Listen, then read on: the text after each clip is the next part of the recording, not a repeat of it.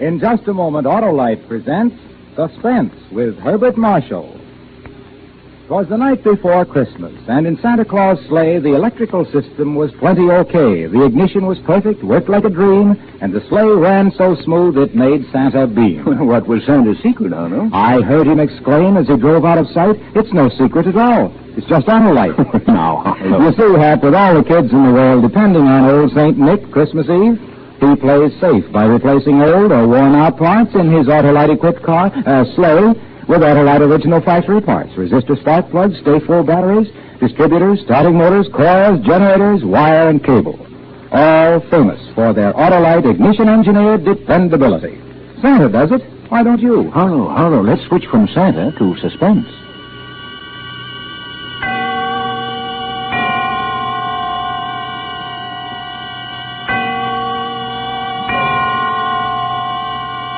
Suspense.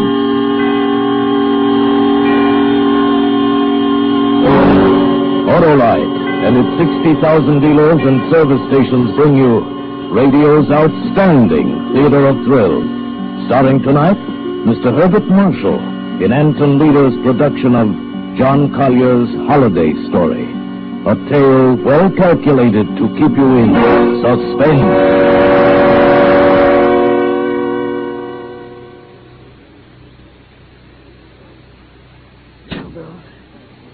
Jingle all the way. Oh, what fun. Just right. Little one-horse open sleigh. Oh, jingle bells. Wilfred! Yes, my dear. What on earth are you doing down here in the cellar? Why, just doing a little digging. And why, may I ask, have you chosen this day of all days to dig up the cellar floor? Well, I thought as the weather's been so damp, this would be a good time to plant that little Devil's Garden I told you about. Devil's Garden? What kind of nonsense is that? Oh, that was my little joke about it. You see, I've managed to get hold of the spores of several unclassified wild orchids. Oh. In their wild state, they bloom under damp masses of leaf mold. The Araucanian Indians call them devil flowers because they appear to bloom under the ground. Well, I'm sure the Araucanian Indians will be very interested if you succeed in growing these ridiculous flowers under the cellar floor. Whom else it will interest, I can't imagine. Ooh, what's that terrible smell? That's the leaf mold. Chemically identical with the earth blanket they grow under in the wild state. I suppose I should line the pit with concrete so as to prevent seepage from this foreign soil, but I don't suppose there'll be much time for it now, and I do want to get these started before we close the house. There certainly will not be time for it. Do you realize that we're sailing for America a week from today? And you've made no arrangements whatever. Unless you call digging a hole in the cellar making arrangements. I certainly don't. Devil's Garden, indeed. Sometimes I think you're growing soft in the head, Wilfred. I suppose it is inconsiderate of me. You see, I've been wanting to try this experiment for a long time, but what with my lectures and seminars at the university, there never seemed a time. Well, there certainly isn't any time for it now. I suppose you've forgotten I made an appointment for you at the barber's this afternoon. Oh, no. But, must I shave off my beard, Hermione? I thought we'd been through all that. Of course you must. They don't wear beards in America. Go get your jacket on and do as I tell you. Yes, Hermione. And don't forget to take your umbrella. It looks like rain. Yes, Hermione. Oh, don't look so put upon, Wilfred. No, Someone has to plan things in this house, or you'll never even get to the university in time for your lectures, much less make arrangements for a trip to America. Oh, I know. But what about my specimens? There'll be plenty of time to plant your precious Devil's Garden when we get home from America. We're not going to be gone forever, you know. We'll be back here for the holidays. Yes, of course, back for the holidays. I've forgotten. Well, try to remember it. And if you can't do that, just do as I tell you. I've been making the plans in this house for 20 years. And if there's any digging to be done, I'll manage that as well. You understand, Wilfred? Yes, Hermione. Good. You have just 20 minutes to clean up this mess down here and keep your appointment at the barber's. And when you finish there, I want you to come straight home. Oh, I wanted to stop and pick up some books I ordered. Well, all right. But don't loiter the whole afternoon browsing over those old books the way you usually do. Now hurry and clear up this rubbish. Get rid of that smelly stuff. And no more digging, mind you. Yes, Hermione. Yes, Hermione. How many years has it been since I've been saying that? 10 years, 15, 20? Clear up the rubbish. Yes, Hermione. Don't forget your umbrella. Yes, Hermione. Do this, do that. Yes, Hermione. Yes. How much longer can I stand this?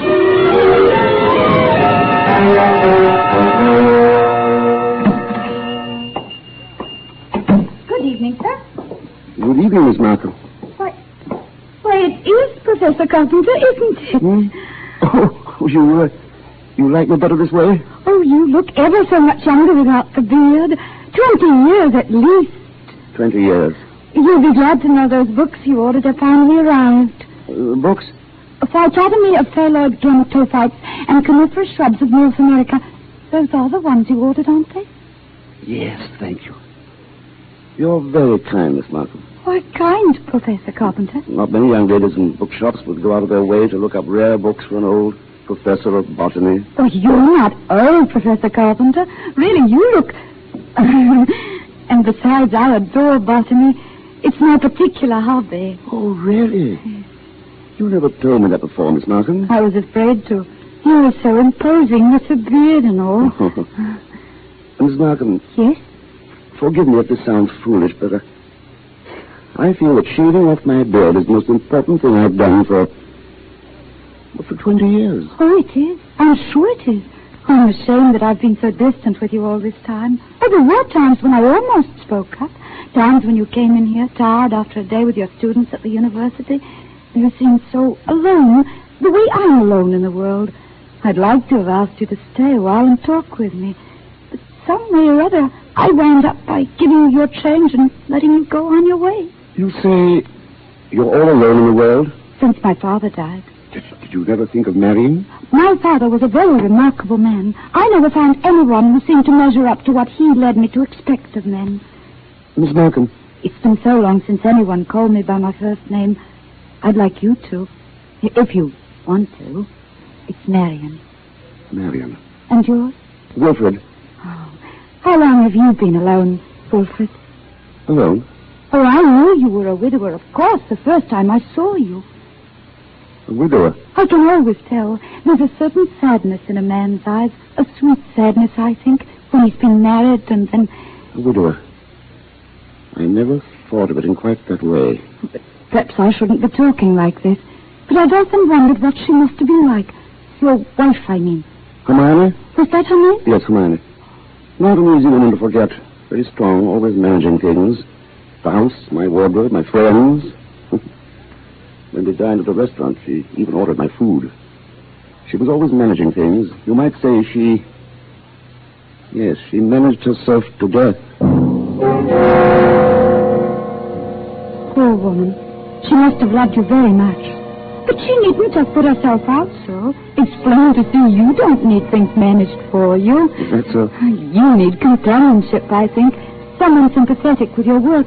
But the last thing on earth you need is a manager. How well you put it. The last thing on earth.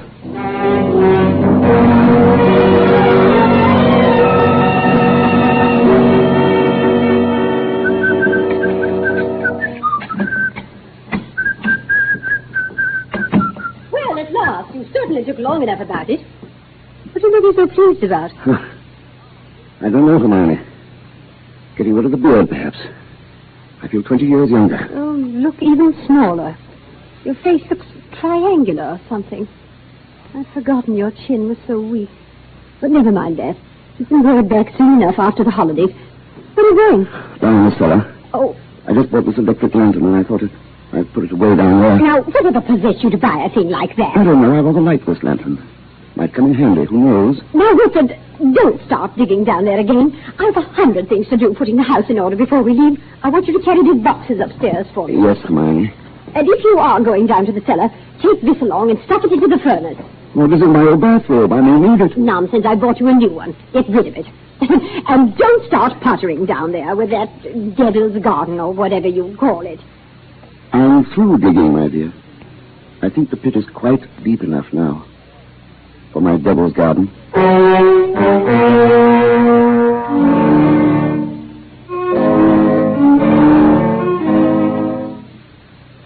It would all have to be carefully planned, of course. Just as carefully planned as Hermione was planning the trip to America. We both went about our arrangements as the days passed. I spent all the time I could with Marion, and finally she consented. And then it was the last day, the big day. The day we were to sail for America. Operator? Operator, are you there? I'm still waiting on that call to Salisbury. Well, put them on quickly. Hello. Is this Paul Holt and Son? It's Mrs. Wilfred Carpenter. Did you receive my letter? Good. Now remember, we'll be back for the holidays, and I want the job done without fail. What's that? Oh, no, I'll be sure he doesn't suspect anything. Send the bill to me in New York, as I instructed you, addressed in my name, of course. Oh, yes, I've already put them in the mail. You'll get them tomorrow. Thank you. Thank you so much. Oh, here you are, Wilfred. Where have you been? Backstairs. I dismissed the servants. Dismissed the servants? But I've asked some friends of mine into a farewell tea. Go and tell them it's a mistake. I'm afraid it's too late now. They've packed and gone. You have left things up properly. How many times have I told you to leave things to me? I make the plans around here. Yes, Hermione. You'll have to do better than this when I plan the trip home, or we'll never in the world be back here for the holidays. Back here for the holidays, back here for the holidays. Must you keep saying that? Why not? We are coming back for the holidays, aren't we? And supposing I were offered a professorship in one of those wealthy American universities. Nonsense. Americans care nothing for botany. Luther Burbank was in America. That's different. What have you ever done except muck around in the dirt with a lot of roots and tubers? They asked me to lecture. That means something. Of course they ask you to lecture. Americans will pay to hear any foreigner deliver a lecture. Once. Now, there's no use getting yourself in a state about this, Wilfred. No doubt this extra money will come in very handy when we arrive back for the holidays. Precisely. And it's no good you're making a joke of it. Heaven knows where you'd be today if I hadn't got a sense of time. Yes, my dear Hermione. And as you've been so foolish as to dismiss the servants, you may empty the ashtrays and straighten up this room while we're waiting for the guests to arrive. I'm going upstairs to change. Call me when they get here. Yes, Hermione.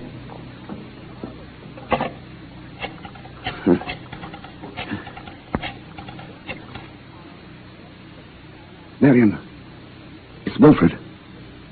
No, my darling, nothing's wrong. My plans are the same, and yes, you've changed. Well, we'll meet in New York and be married there. I'll explain why later. You'll have to trust me.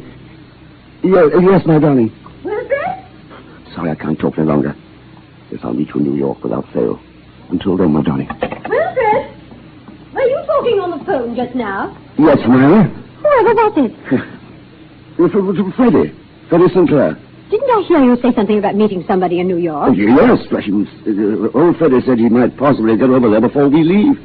I should, of course, we'd meet him there if he did decide to go. He's very peculiar. Then all of your friends are peculiar. Yes, Hermione. And just look at your jacket. Have you been digging in that cellar again? Yes, Hermione. Well, there's no need for it. You can't possibly get that devil's garden thing finished. Go and change your clothes before the guests arrive. Yes. Oh, never mind. I see somebody coming up the walk now. Go and let them in. Yes, Hermione. Wilfred?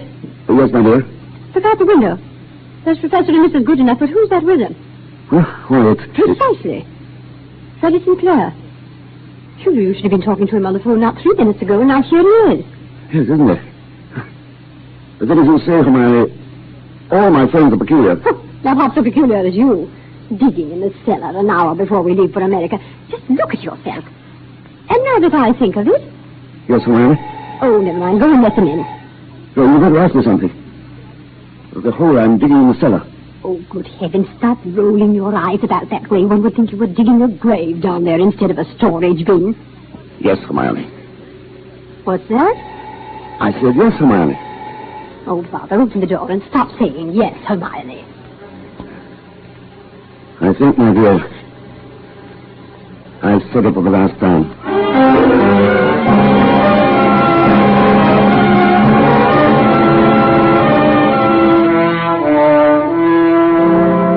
Suspense, Autolite is bringing you Mr. Herbert Marshall in radio's outstanding theater of thrills, Suspense.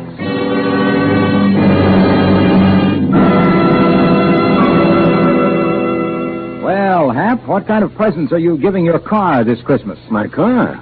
Now be sensible, Arlo. I am being sensible, Hap, because the most sensible thing every car owner can do is treat his car to Autolite preventive service and Autolite factory parts now. Right now, like Santa does. For with an Autolite checkup now, your car won't let you down later. Here we go. Look, Hap, Autolite parts are original factory parts on many makes of our finest cars. The same as those put in the car the day it was made. Resistor spark plugs, stay full batteries, generators, distributors, starting motors, coils, wire, and cable.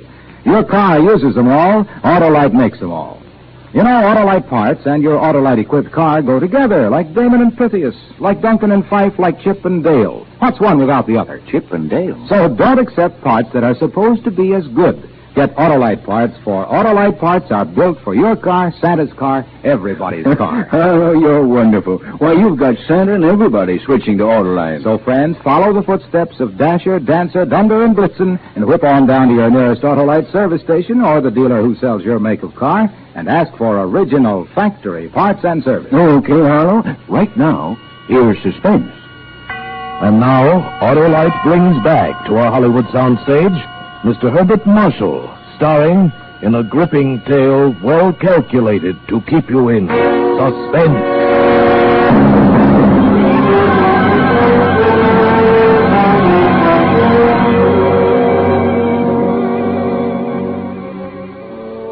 Back for the holidays.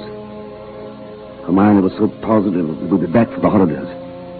That last afternoon, pouring tea for a few friends who had come in to say last-minute farewells, she kept reiterating it. Now, mind you, Hermione, don't let those Americans lure your husband with one of their fat university jobs.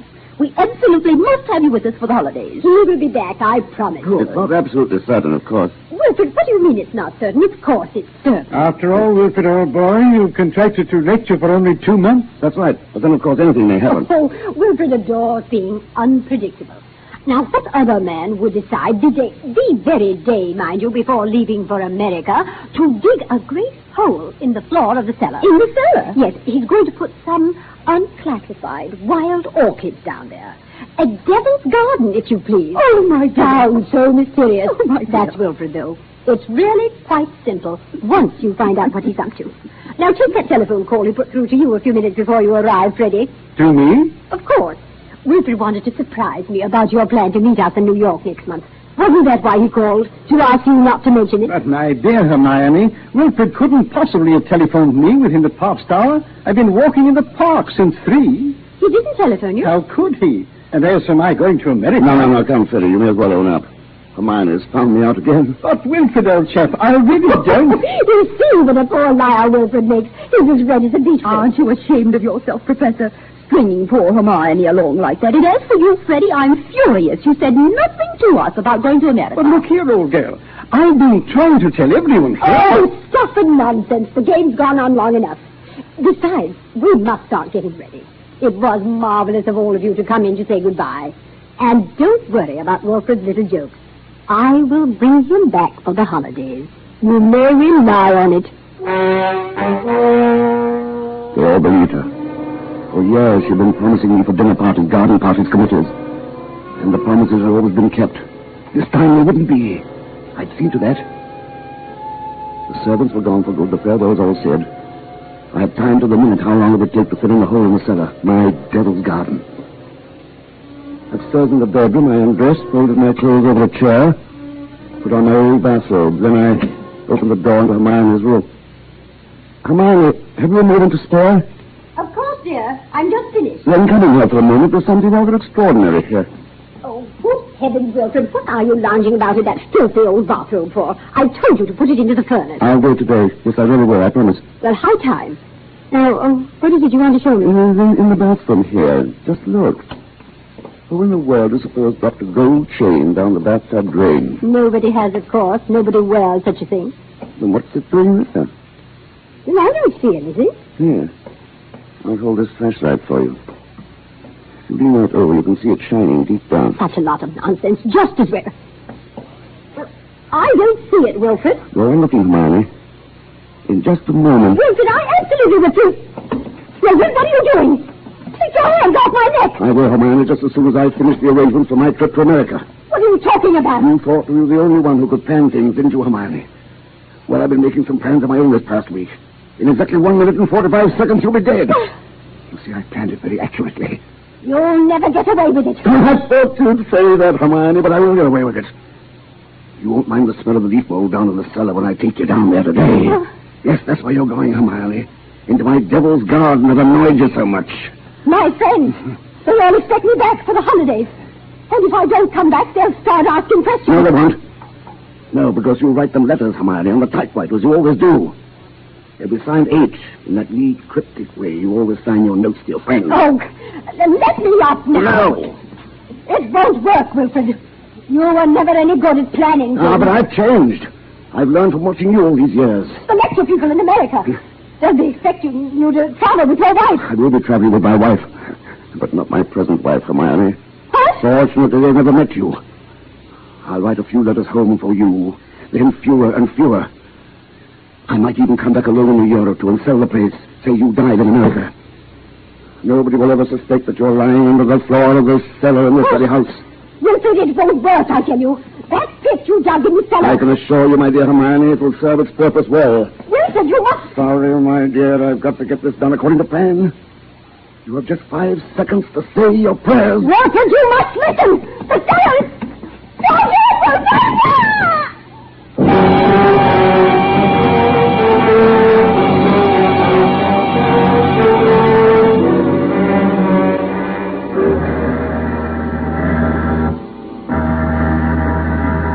Oh, Stuart. Yes, sir? My wife is indisposed. She'll be taking her meals in our stateroom. For the whole voyage? Yes, for the whole voyage. Well, I trust your wife is feeling better this morning, Professor Carpenter. A little, I think. Not yet well enough to leave her cabin. I'm sorry. Oh, by the way, here's a copy of the radiogram you sent for your wife last evening. Oh, thank you. I'll just check it over. But look here. What is it? Did the typist make a mistake? No. No, nothing important. She can correct it later. For a moment, I had a feeling that Hermione had been leaning over my shoulder again, correcting what I had written. She always did. I had written a radiogram to Professor Goodenough and his wife. Had not been out of the cabin the whole beastly trip. Wilfred well. Doubt will be back for the holidays. The copy read, no doubt will be back for the holidays. Exactly what Hermione would have written. Well, the rest of the voyage was uneventful. And Marion and I met in New York just as I had planned. Just as I had planned.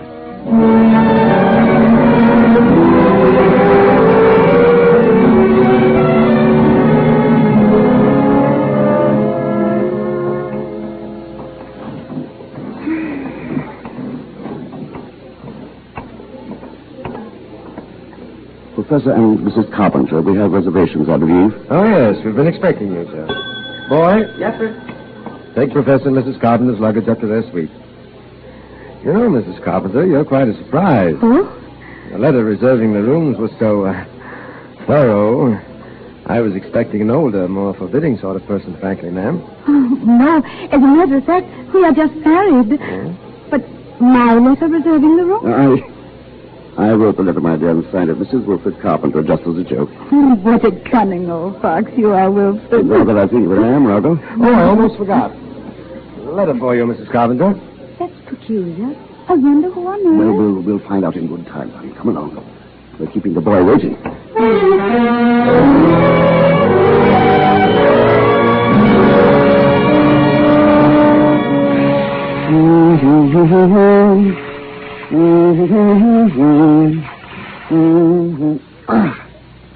Like a cold, brisk shower to put a man to rights.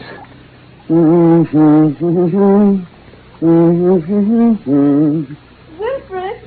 this letter... Oh, yes, letter.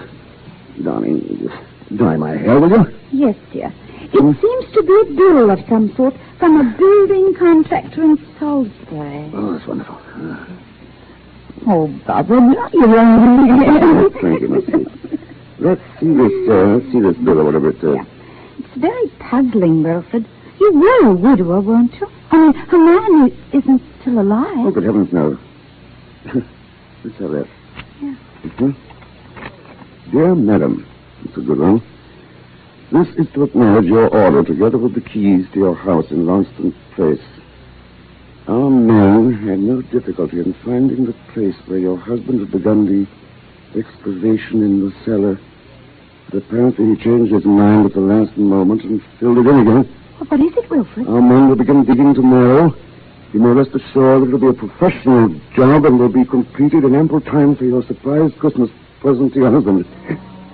We are happy to be conspirators with you in this thoughtful gesture. and hope that Professor Carpenter will be pleased with the results of our work, as he so quaintly calls his Devil's Garden. Very truly yours, Paul Holt and Sons, Contractors. What does it mean, Wilfred? It means that Hermione was right. I will be back for the holidays. Back for the holidays. Back for the holidays! Back for the holidays! Back for the holidays!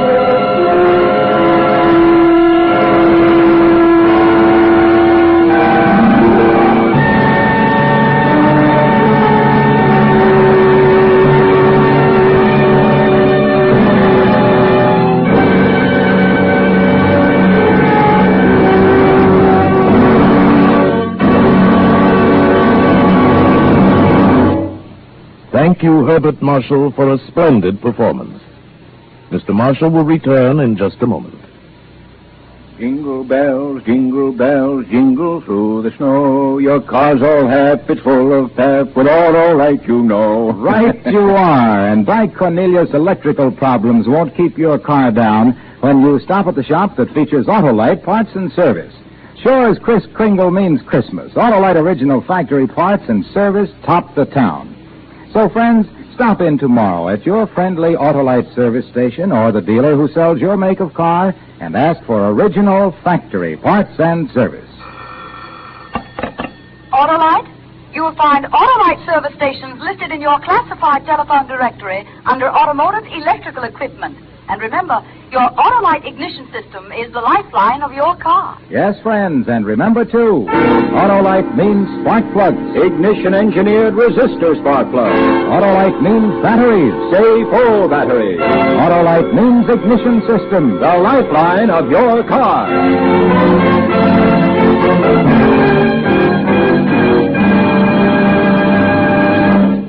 And now here again is Mr. Herbert Marshall. It has been a pleasure to appear tonight on Suspense, and it is my pleasure to extend to all of you, for Autolite, Tony Leader and his Suspense cast and crew, and myself, best wishes for the holiday season. Next week, on radio's outstanding Theater of Thrills, you will hear William Bendix in another gripping study in Suspense. Herbert Marshall will soon be seen with Margaret O'Brien in the Metro-Goldwyn-Mayer production of The Secret Garden. Tonight's suspense play was dramatized by Robert Tallman from a story by John Collier. Music was composed by Lucien Morawek and conducted by Lud Gluskin. The entire production was under the direction of Anton M. Leader. In the coming weeks, Suspense will present such stars as Ethel Barrymore, Dana Andrews, Robert Montgomery, Danny Kaye, and many others. So make it a point to listen each Thursday to Suspense, radio's outstanding Theater of Thrills. And next Thursday, same time, hear William Bendix.